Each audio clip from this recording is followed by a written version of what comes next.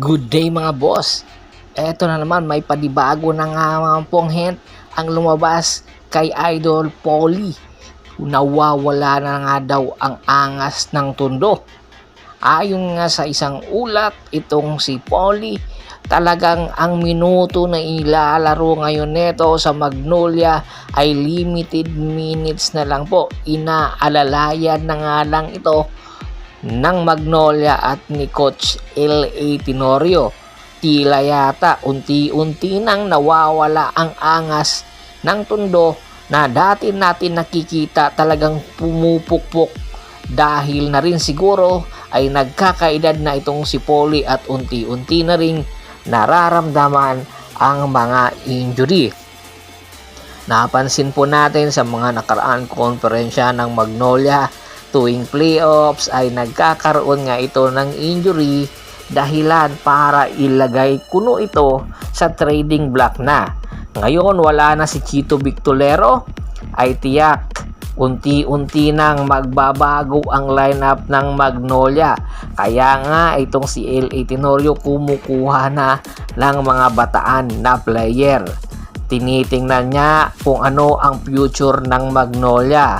Oo, napakataas ng expectation ni Boss Al Francis Chua dito sa Magnolia sa ilalim nitong si L.A. Tenorio. At ayon nga sa mga ulat, ang magiging destinasyon nitong si Polly ay ang Phoenix Fuel Masters, at ang posibleng maging kapalit or magiging trade ni Polly ay itong si Macho Right. Opo, si Macho Right na napapabalitang nakikipag-negotiate na nga ngayon sa Magnolia, rather sa Phoenix Fuel Master, sa possible na pagbabalik nga neto sa PBA. Noong una pa nga po ay napag-uusapan na nga ang magiging destinasyon talaga nitong si Macho Right ay ang Magnolia, dahil na rin kay Calvin Abueva. Pero nakikita natin na hindi lang para kay Calvin Abueva itong si Macho Right. Pwede itong maging mukha ng Magnolia pambansang manok templados. At the age of 34 ay malayo pa ang mararating nitong si Macho Right. Sa talento na meron nito at sa experience na meron nito na dala-dala niya galing sa Japan, ay palaking tulong ito sa Magnolia pambansang manok templados. Kung ikukumpara mo kay Polly, ay marami pang ibubuga itong si Macho Right. Meron din naman po ibubuga itong si Polly, kanya lang po dapat niyang patunayan ito kung mapupunta na nga ito sa Phoenix. Kung magiging maganda ang panimula ni Polly sa Phoenix, kung sakaling ang matuloy ang nasabing trade negotiation na nagaganap, tiyak magiging championship contender ang Phoenix, lalong-lalo na napakalalim na nga po ng kanilang lineup ngayon.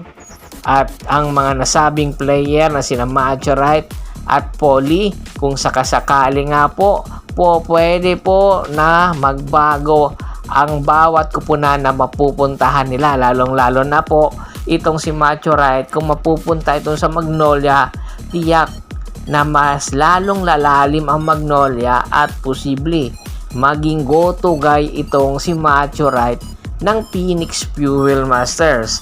Isang win-win situation ang pwedeng maganap sa bawat kupunan kung magkakasundo sila. Pagdating sa edad, halos hindi naman po nagkakalayo ng edad, at sa kakayahan halos parehas naman po.